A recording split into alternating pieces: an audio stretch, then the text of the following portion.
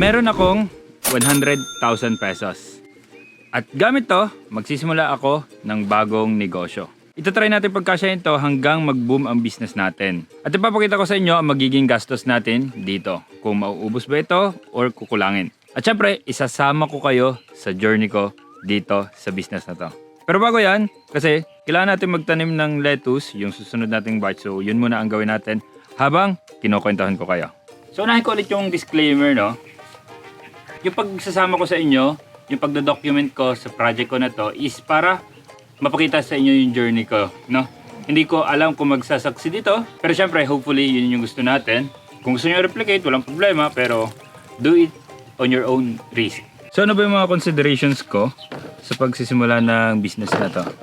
Kasi syempre, kailangan natin i-maximize yung meron ako na ito para mag-succeed naman yung ating business na itatayo. So syempre, una, meron akong fund. Yung, katulad na banggit ko, meron tayong 100,000 na pagsisimula nitong ating business. So, syempre, pwede naman magsimula sa maliit kahit na anong negosyo, no? Pero, syempre, kung meron naman tayong fund, mas magiging advantageous ito para sa atin. So, yung pangalawa natin, may experience na ako sa business, no? Syempre, various businesses na rin yung napasok natin. Naglalako tayo, may 5-star tayo, nagbebenta tayo ng lettuce, ng brown eggs. Yan. Marami na rin tayong alam sa business. At syempre, may natutunan tayo dyan na do's and don'ts. Syempre, i-apply natin yon dito sa ating bagong business. So, pangatlo, syempre, meron tayong alam sa accounting. So, di ba, kahit anong business mo, malaki, maliit, advantageous na well-accounted yung business mo. At syempre, obviously, sisiw na yan para sa akin kasi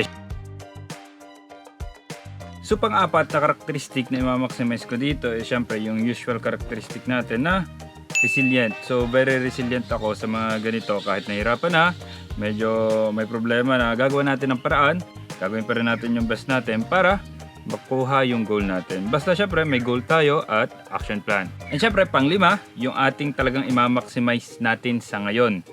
So yung pang-lima, meron tayong 499,000 followers. At syempre yung business natin ngayon, yung pagbebenta ko ng manok, pagbebenta ng brown eggs, pagbebenta ng lettuce, at syempre yung 5-star, very limited lang yung nare-reach natin. Syempre yung malapit lang sa atin. Pero what if kaya kong abutin yung 499,000 na followers na yan?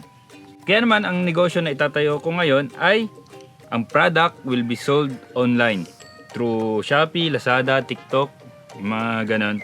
Nasa ganon, kayang-kaya nating abutin yung mga followers natin na gustong sumuporta sa atin. At syempre, yung mga kapanood sa atin na kahit hindi followers, basta gustong sumuporta sa atin.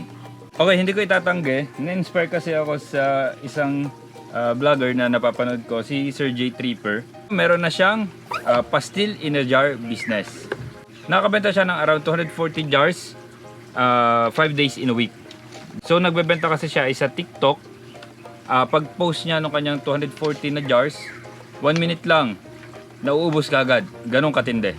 And then naisip ko, what if itry ko rin ito? Siyempre may demand.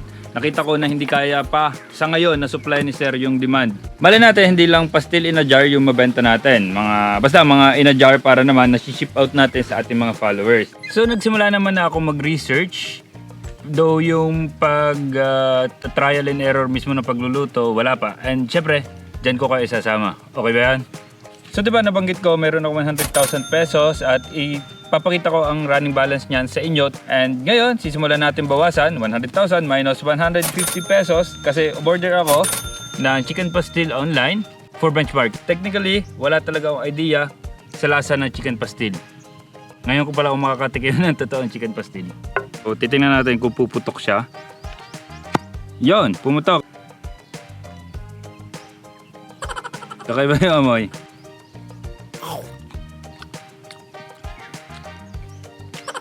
Pero yung lasa, hindi ko ma-explain kung ano, pero masarap naman siya.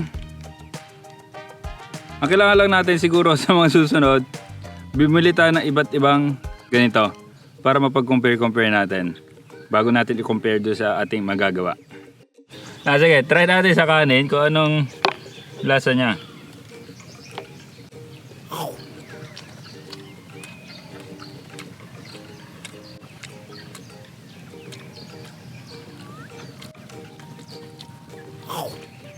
So abangan nyo mga Call of Duty ang sunod na video ko tungkol dito sa research natin at sa trial and error natin. Suportahan nyo ako ha. Yun lang. Maraming salamat. Subscribe and